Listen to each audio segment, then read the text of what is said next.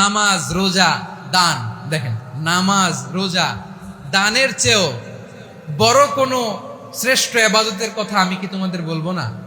সাহাবারা তো অবাক, বলে কি নামাজের চেয়ে বড় ইবাদত, রোজার চেয়ে বড়, দান করার চেয়ে বড় ইবাদত? সাহাবীরা বললেন, বালা ইয়া রাসূলুল্লাহ, নবী বলেন। বিশ্বনবী বললেন, নামাজের চেয়েও বড়, রোজার চেয়েও বড়, যাকাতের চেয়েও বড়, সাদাকার চেয়েও বড় একটা ইবাদত আছে, আমি কি তোমাদের বলবো না? সাহাবারা বললেন, ইয়া রাসূলুল্লাহ, বালা, অবশ্যই বলবেন, সেটা কি? বিশ্বনবী বললেন, ইসলাহু যাতিল বাইন। দুইজন যখন ঝগড়া লেগেছে, তোমার দুই ভাই যখন ঝগড়া লেগেছে, এই দুইজনের মধ্যে বিরোধ মিটিয়ে মীমাংসা করে দেয়া হচ্ছে সবচাইতে সেরা কাজ। দুইজন ঝগড়া লাগছে, ইসলাহু যাতিল বাইন, দুইজনের মধ্যে মিলিয়ে দেয়া, এটা নামাজ, রোজা, সাদাকার চেয়ে বেশি সওয়াব। সুবহানাল্লাহ, এত আস্তে।